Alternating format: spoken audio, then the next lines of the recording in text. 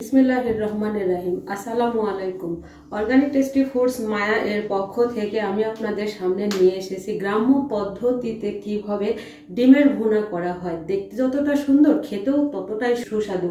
এক মুহূর্তের মধ্যে 2 প্লেট ভাত শেষ করে দিতে পারবে, সেই রকম একটি মজাদার স্বাদের রেসিপি নিয়ে হাজির হয়েছি আপনাদের সামনে। চলুন তাহলে দেখে নিই আজকের আমাদের এই মজাদার স্বাদের ডিম ভুনা রেসিপি। প্রথমে আমি চুলাতে একটি তাওয়া বসিয়ে দিয়েছি।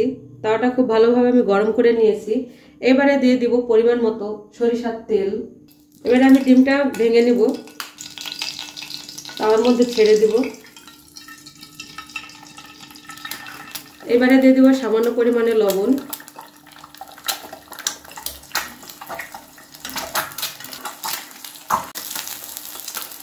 এবারে আমি ডিমটাকে উল্টিয়ে দেব। জাস্ট কয়েক সেকেন্ড অতিষ্ঠা ভেজে নেব। এবারে ডিমটাকে আমি তুলে নেব। সেম প্রসেসে আমি সবগুলো ডিম এভাবে পোস্ট করে নিব। হ্যাঁ বন্ধুরা, সবগুলো ডিম আমি খুব ভালোভাবে পোস্ট করে নিয়েছি। এবারে চলে যাব বাকি প্রসেসে। আমি চুলাতে একটি কড়াই বসিয়ে দিয়েছি। কড়াইটা আমার খুব ভালোভাবে গরম হয়ে গেছে। এবারে দিয়ে দিব পরিমাণ মতো সরিষার তেল। তেলটা আমার খুব ভালোভাবে গরম হয়ে গেছে। এবারে দিয়ে দিব সামান্য পরিমাণে তেজপাতা, আর দিয়ে দিব 1 কাপ পেঁয়াজ কুচি। পেঁয়াজটাকে আমি নেড়ে চেড়ে হালকা ব্রাউন কালার করে ভেজে নেব।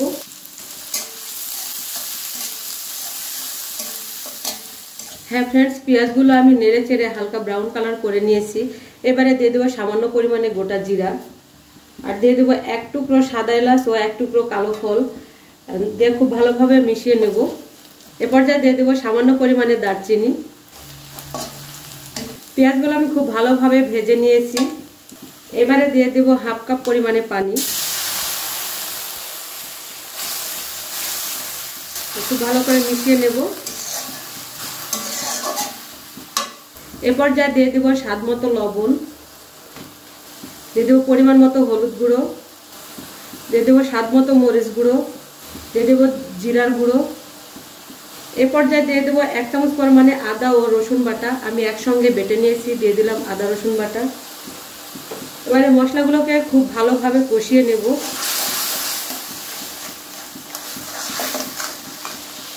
এ পর্যায়ে দিয়ে দেব 2টা শুকনো মরিচ ও 2টা কাঁচা মরিচ।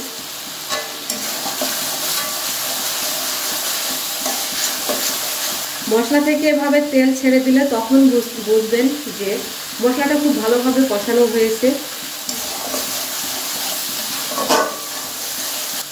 এবারে দিয়ে দেব পরিমাণ মতো পানি।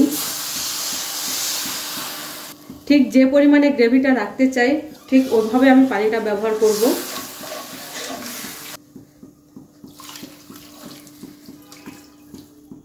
এ পর্যায়ে আমি একটি ঢাকনা দিয়ে ঢেকে দিব আর অপেক্ষা করব গ্রেভিতে বলক আসা পর্যন্ত। এবারে আমি ঢাকনাটা তুলে নেব। এ পর্যায়ে আমি আগে থেকে ভেজে রাখা ডিম পোস্টগুলো দিয়ে দিব।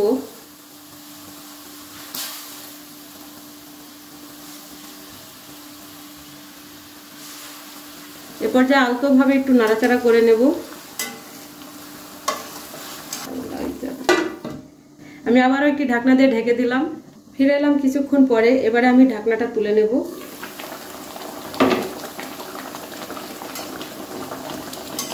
এবার এ পর্যায়ে আমি লবণটা চেক করে নেব। লবণটা একদম ঠিকঠাক মতো হয়েছে। ফিরে এলাম আবারও কিছুক্ষণ পরে। এবারে ঢাকনাটা তুলে নেব। আলতোভাবে নাড়াচাড়া করে নেব। এ পর্যায়ে আমি চুলাটা বন্ধ করে দেব। আমি যে পরিমাণে গ্রেভিটা রাখতে চাইছিলাম ঠিক ওই পরিমাণে হয়েছে। এ পর্যায়ে দিয়ে দিব ভাজা জিরার গুঁড়ো। এবারে ঠান্ডা হওয়ার পরে পরিবেশন করে দেখানোর পালা। হ্যাঁ বন্ধুরা, পারফেক্টভাবে তৈরি হয়ে গেছে আমার গ্রাম্য পদ্ধতিতে ডিম ভুনা রেসিপি। দেখুন, দেখতে যতটা সুন্দর হয়েছে খেতেও ততটা সুস্বাদু এবং লোভনীয়। গরম ভাতের সাথে জাস্ট অসম। দেখুন গ্রেভিটা কত সুন্দর হয়েছে, মাশাআল্লাহ, এবং ডিমটাও পরিপূর্ণভাবে গোটা রয়েছে।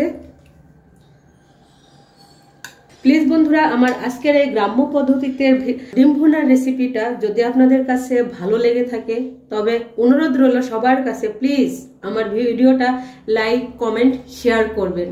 আর প্লিজ সাবস্ক্রাইব করতে ভুলবেন না। দেখা হবে অন্য কোনো রেসিপির সাথে। আল্লাহ হাফেজ।